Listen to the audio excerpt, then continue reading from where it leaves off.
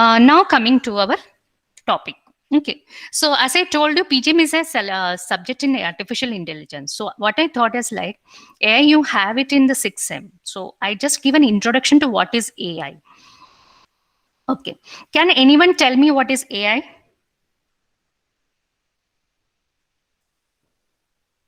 Okay, I'll be asking you questions and you have to give me answer. Huh? Siddharth is there, no? Siddharth, can you tell me what is AI?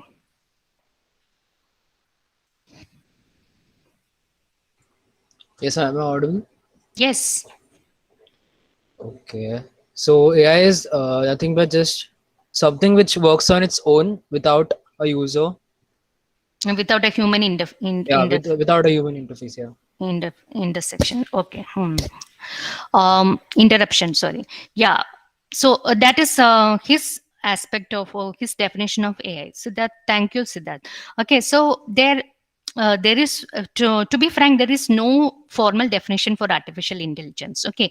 Why I am telling for no formal definition? Because it has a set of definitions which can be put under the four categories. So AI works for the general purpose areas. That is, it should work like a human, which humans are able to do multiple things. Okay, so the AI should be able to do multiple things, or AI system should be able to do multiple things. That we mean by general purpose areas, or you apply AI to specific tasks. That is playing chess or proving my math theorem, writing poetry, diagnosing diseases, etc. Generally, we are at the when we come to synthesizing a robot which can act like a human, then we are trying to do um, the first purpose, that is general purpose one, which will be able to do anything that a human does. Humans are able to play chess, write poetry, like if I have cough or cold, I will be able to find out whether I am having fever, etc. So all the things human beings are able to do, even then if I have a robot which is able to do everything, then we have the AI applied for a general purpose function. Otherwise, we generally apply it at the computer, our level, at the student level, we will be applying it for a specific task. Like one of the tasks we will be taking, and we will be trying to design that particular task in such a manner that it can be done, as Siddharth told, without much interference and uh, with proper judgment. Okay, so artificial intelligence is trying to imitate the human intelligence.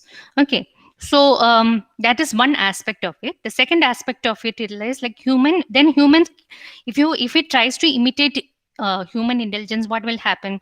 Humans make mistakes. Okay, right? You can make mistake. Okay, but you don't want the system to make any big mistakes. Okay, if system makes mistake now, then that will become a very big mistake. Okay, because we don't want mistakes in it. Okay, so that was the second aspect of it. That is to build systems that can think rationally in the sense it will be able to do almost, it may not be absolutely correct, but almost correct things. Okay, so that is a two aspects of it. So the AI, um, so the definitions of AI falls under four different categories. That is, define systems that can think like human, think rationally, act like human, act rationally. Okay, now think like human means what? Like the thought process is only there is no action. Okay, so action means what? If I ask a question to the system, okay, today I have today it is it raining? Okay, so what it will do, it will just give me an answer, yes, it is raining. Okay, so there is no action related to it. Okay, so if it is raining, it will tell it is raining, otherwise it is not. Okay, now action, how it will be? If it is if I ask a system, if is it raining, it will say it is raining and it will give a solution. You have to take an umbrella and go out, and it can give the umbrella to you. Okay, that is how the systems that can act like humans. Okay, then the next category is think rationally. Okay, think rationally in the sense it shouldn't make any mistake only. So what happens if it is raining? Okay, Now, what is a rational way of thinking? Like, first, I have to see how far it is raining. Okay. Now, if it is raining slightly, then what is there? Then I can tell you take the umbrella and go out. Okay. So that should be the response. Then, if it is with thunderstorm, then I have to tell there is thunderstorm. So you are not supposed to go out. Okay. And if it is um, what do you say, storm, cyclone, for example. Okay, if it is cyclone, then it has to tell me, it is cyclone, so please don't go outside. Okay, so this is the rational way of thinking, that is what is right. Okay, so it had to analyze, okay, what type of rain it is, and it has to tell me, okay, that if the rain is this type, then you can do this. If the rain is that type, then I can do it. If taking this, then this is a solution, and this is a solution, this is a solution. Okay, and acting means what? If it is raining, if assume you have a robot at home. Okay, if it is raining, what it will do? It has to acting rationally. Okay, so it will go and check how far it is raining. Is there a thunderstorm? Okay, then it has to go to Google and check whether there was a cyclone or not. Okay, then after searching everything, then what it will do? Okay, if I want to go out, you told na, so is it raining karke pucha tha. So what it will do? If it is a small rain, it will return with an umbrella. It will, if it is a big rain, it will stop you from going out. And if it is cyclone, it will catch hold of you and it will not never let you go out. Okay, so this is the way in which a system works in a rational manner. And if it is imitating humans, what it will do? It will tell, okay, it will give umbrella to you, and it will tell, see, there are chances of cyclone and this thing. If you are if you are okay with it, you can go outside, otherwise you don't go out. So that is how the human errors are. That is where errors are permissible. Okay, I gave the umbrella and I asked you to go out, but it is not analyzing whether it is a big rain or a small rain or whatever it is. So that human can make mistake, because if in thunderstorm also it can give umbrella because it is raining. So umbrella is the necessary thing that is required to go out. So it is just giving you an umbrella. Okay. So these are the different aspects of artificial intelligence. Okay. So this gives us 4 possible goals to pursue in artificial intelligence. Now, how to test an artificial AI agent? Okay, so this you will be learning in detail in AI. I'm just giving only an introduction of 10 to 15 minutes of it, just because it is a branch of AI. Otherwise, I don't have to teach AI, right? Now, once I build an AI system, you have to test whether it is a good system or not. Okay, so the one benchmark for an artificial intelligence was given by Alan Turing in the year 1950. Okay, I hope most of you have watched the Imitation Game movie of Alan Turing. It's a very nice movie. If you haven't, you can watch it, because it is just telling about how the computer evolved. Okay, so and his contribution about it. Okay, so this Alan Turing gave the first definition of like checking intelligence. Okay, the benchmark for checking the intelligence. Okay, so Turing defined intelligent behavior as the ability to achieve human level performance, because in 1950 now they don't think about rational things and all. They are just thinking about human level performance in all cognitive tasks sufficient to fool an interrogator. That is, if I am interrogating with a computer or an intelligent system, I shouldn't be able to know whether it is a human at the other end or the computer at the other end. Okay, so he professed that the computer should be interrogated by a human via a teletype. That was the only thing available in 1950. Okay, some tele mode, and then pass a test. If interrogator cannot tell there is a computer or a human at the other end. Okay, so that is how this Turing test is still now, and it is applied on the chat windows, and whoever is winning is given one Loebner prize. Okay, this you will see in artificial intelligence in detail. That is, whoever's chat window is able to pass the test of hiding it as a computer, it's as a human or a computer, will be getting the Loebner Prize for it. That is a very big prize, international level prize, and that chat window will become the most famous of this thing. Okay, you can go Loebner Prize and see it. Okay, now that is how we are going to check whether the system is an AI system or not, and how far it is following AI. So now, programming a computer have to pass a test that provides plenty on to work on. Now, if I want a system in such a way that the other end, the person shouldn't know whether it is a computer or a human at the other side, then it has to possess the different capabilities.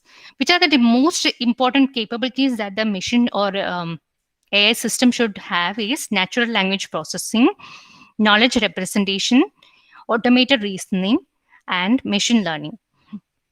Okay, so natural language processing is to communicate. Okay, so if I communicate in English or any other human language to the machine should communicate back to me. Okay, and there can be, or see, if I go for a rational thing, there shouldn't be any mistake at all. While it, not even a grammar mistake should be there while it communicates back to me. And if it is a act like humans, then humans can make mistake. If it doesn't know, it has to just tell it doesn't know. Okay, now coming to the second one, knowledge representation. That is whatever how we have experienced throughout our life. Okay, and based on those experience only we are acting. Okay, we have to make the system also do the same thing. Now, how the experience is over the years, what we have achieved is like we are having some information stored in our brains, and we react to different situations based on the past experience that you are having. Okay, so this past experience will be stored in some form in your brain. In the same manner, in the system also, you want to present or to store it in some form. And how you're going to store it is dealt by the this particular branch. I will tell you, knowledge representation, or a topic I will tell you. Okay, now that is first capability. The second capability is automated reasoning. Now, if I have information, I have so many information in hand, but what is to do? Now I have some problem in hand. What is my reaction to that particular problem? Okay, again, you will be using brains for it. Okay, if you touch something hot, what you have to do is to uh, withdraw the hand. Okay, so such type of reasoning have to be there in the system, or in the human. That reasoning system is there in human beings. So when we try to make a system that act like human, that reasoning should be there in that particular machine. Okay, now that is the second thing. And the third thing is like learning. That is when I come across so many circumstances or so many types of problems that I have come across in my life, I'll be learning new lessons, and I'll be taking decisions based on the life lessons that I have learned. That is how the human beings work. The same thing we are trying to achieve at the machine level under the branch machine learning. Okay, so these are the four capabilities of AI. Of these, the three capabilities, that is knowledge representation, automated reasoning, and machine learning, is incorporated in PGM for solving engineering problems. Okay, so that is a link between the AI and PGM. That is what I wanted to cover. Okay, hope this much you have understood. Any doubts? Okay, till now you have no doubts. Okay, this just an introduction. So we are just going to touch the PGM now. Okay, so that's the role of AI in PGM. Okay, so AI have different problems, and some of the problems of AI can be solved using PGM, which incorporates all the AI capabilities like machine learning, automated reasoning, and knowledge representation. Okay, now we will see the probabilistic graphical modeling. Now, what is PGM? Okay, so what is PGM is a framework for representing complex domains using probability distributions. Now, you understood it's a very high-funded word, but we will be exploring it and unwinding it as and when we learn it. Okay, so they are a framework in the sense a system that can be applied for any application. Okay, there it is application independent. For representing complex domain means we are trying to solve complex problems using PGM. So that is why it is called a complex domain. And we are using the probability distribution in it. That is, the information that is gathered using the probability distribution will be utilized for solving the problem, which is complex in nature. Okay, and since it is a framework, you can apply it for any applications. Now, what is graphical models doing is, it is bringing together graph theory and probability theory. That is, PGM is bringing together graph theory and probability theory and provide a framework for modeling a large collection of random variables with complex interaction. That is, you will be having a model. The model will be built on different variables in it, or the characteristics of the model will be defined by the different variables, and you will be having a framework for it. Okay, so the framework is independent of the application, but you can change the framework based upon what type of applications you are trying to build. So it has numerous applications in machine learning, computer vision, natural language processing, and computational biology. So I am talking in the reverse manner only. Why? Because we want to solve some problems.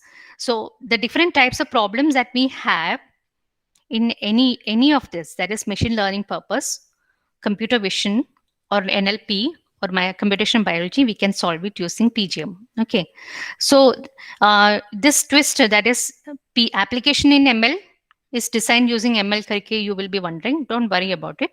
ML can be used anywhere. That is, for building applications also you can build ML, or ML can be used for building the model also.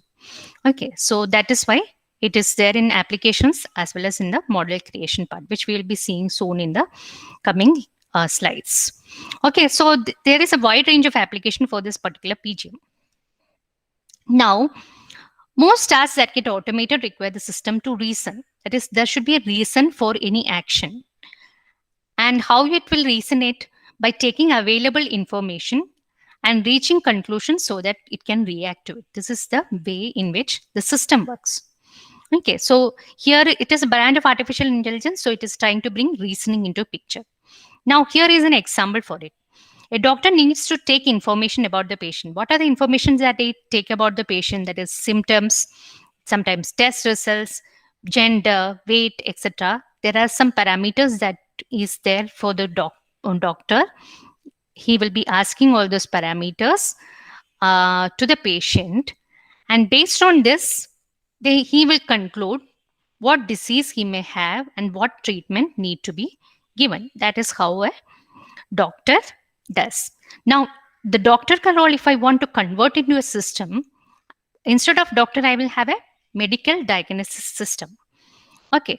Now, if I have to model it, I have to model a medical diagnosis system so that it will be representing all these parameters, and it will be returning whether which disease he have and what treatment need to be given.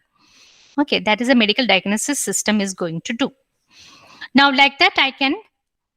So for that, I require reasoning, because if I have cough, then and cold and fever, then I can conclude at viral fever, and it can give the output as viral fever and give dolo or anything as a output.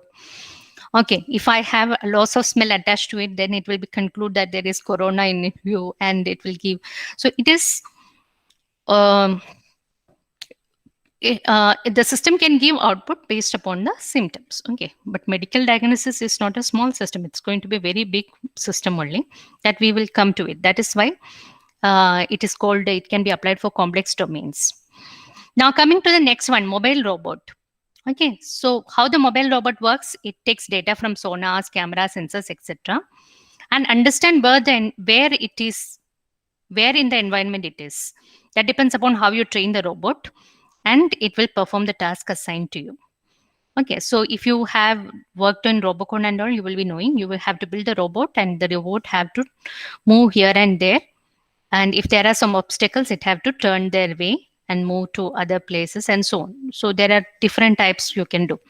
Even in speech recognition system, it has to identify the words that is being spoken to it.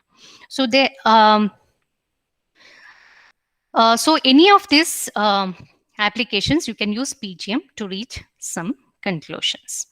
Now, to understand the application of PGM in image segmentation, I am just giving only one application as such. Okay. Now, consider the image given here. This is an image given of the road with some buzzes in it, and like it's an image. Okay. So for the human beings, what happens? It is very easy to understand. This is a car, this is a car, this is bus, this is building, this is sky, this is tree, this is car, this is subway. You can read that also. Okay. So all these things, road is there. Like that, for human beings, it is easy to understand. Now, if I want this to be done at the system level, what will happen? It has to process millions of pixels and you need to label them.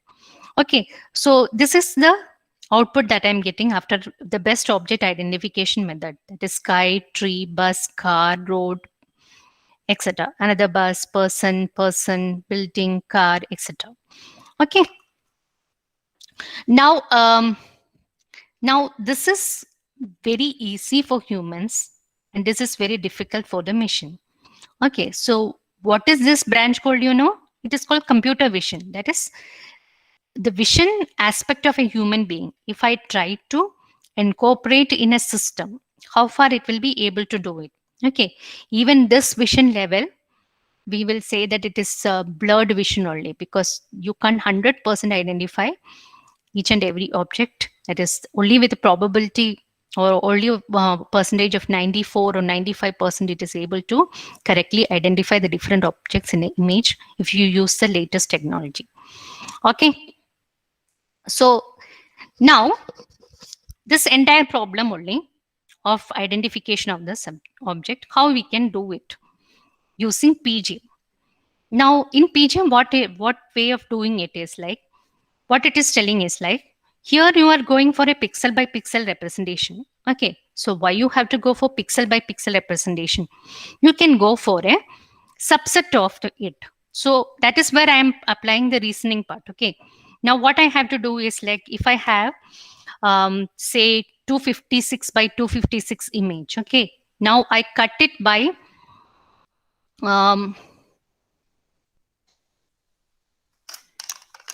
okay, 1 second. 256 by 256.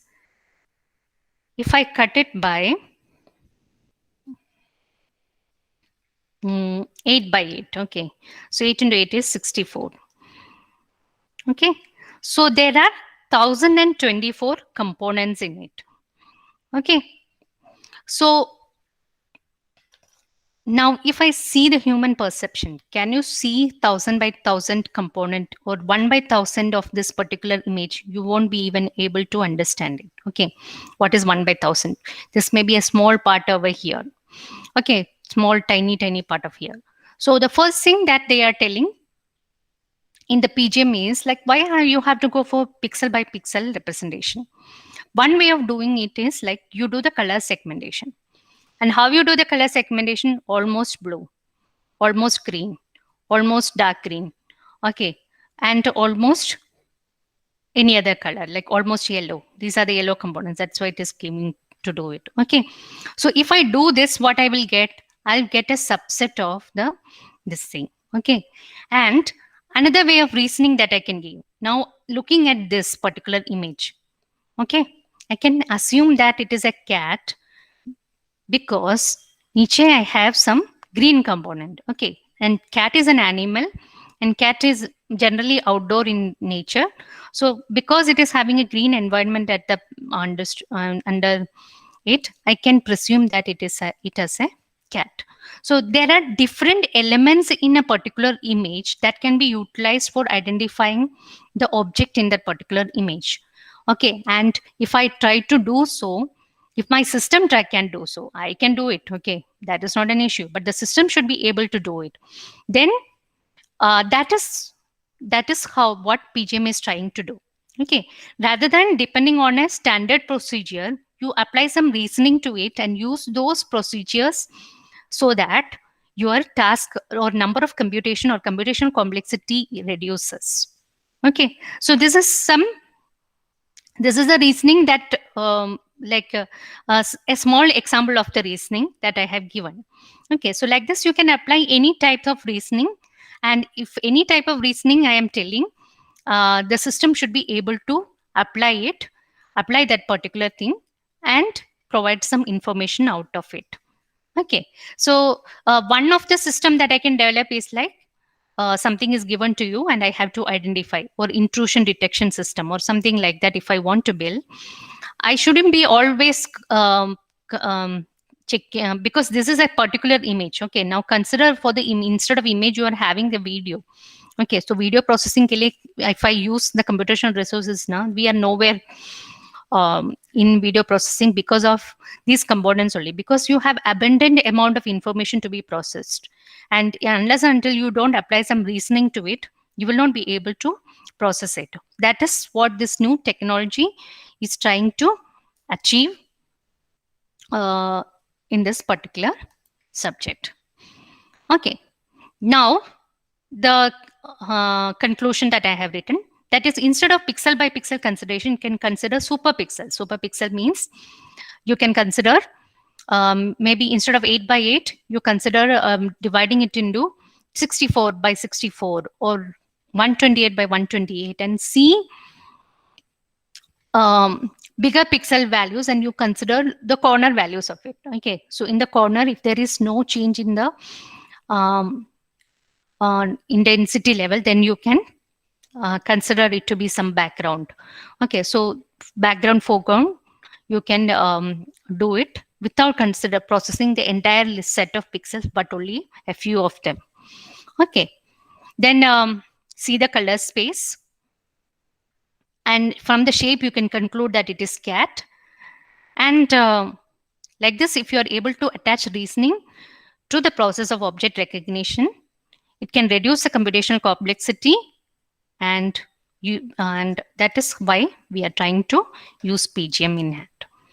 Okay, so that's the application of it. Now, to conclude, okay, now I have said all this theory. Now I am going to confuse you. Now you can see this particular image. What happens over here? This is also a cat. This is having a big green background. But what is this cat? This cat is not real cat. It is a toy cat. Okay, so if I say in the reasoning that if grass is a background which is almost green in color, is going to be a real cat, this picture also will get will conclude that it is a real cat, but actually it is not. Here uncertainty comes into picture. Okay, now anything you cannot completely or 100% you can say that it is certain. Okay, it is only 90% chance or 95% chance or 80% chance of it. But unless if we try to achieve 100% uncertainty, then we will not be able to achieve anything. So that is where the probability comes into picture. Okay, so it is telling 99% probability is there that it is cat, and there is 1% probability that it is not. So this kind of picture, I had to search a lot to get it. Why? Because such kind of picture is not there only. There is very less chance that you have a green background and a toy cat on top of it. So I had to clip one from one picture, and I had to clip and I have to make this. Okay, so there are very rare chances of that being a toy cat and more chances of being a cat. So even if we say it's a cat, it is not 100% sure that it is a cat. So that is where the probability or uncertainty comes into picture. But uncertainty is everywhere. It is not like it is there in computational task only. Okay, so for example, if I go for a medical diagnosis, okay, if I try, if the doctor examines and try to find out what is my real problem. Okay, now I have fever, cough, and cold. I go over there. Okay, so there are many millions of diseases which is having this common symptom of fever, cough, and cold. So if he tried to resonate, okay, इसमें से कौन सा वाला disease होगा मेरे लिए, in what type of disease I'll be having. So if he tried to analyze and he tried to find out, no, he will never be able to come out with a solution. So what he will do, he will immediately give me treat the symptoms. Okay, so first round of his treatment will be, when I go with a headache, what he will give you, he will give me a paracetamol. Okay, then again after 1 week, and then he will tell me after 1 week you come and see me. Okay, so after 1 week also, if I am complaining that the headache still persists, even after having 6 hours ka this painkiller, then he will get that it is not a simple headache. This is something severe. Then what he will do, he will ask me to go for some test, and then take the test result and see what is actually happening in my brain. Okay, so that is how the system have to work. If he tries to be assured of 100%, then he have to do all MRI scan and all.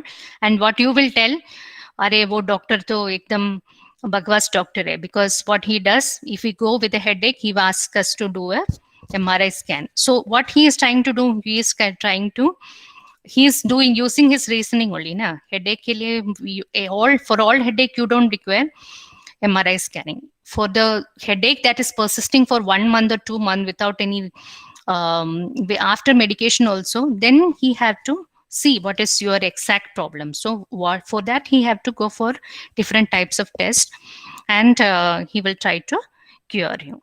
Okay, so that is what PGM is about. That is reasoning we are trying to include in the building the system and building the model. Okay, so with this I will conclude today's lecture.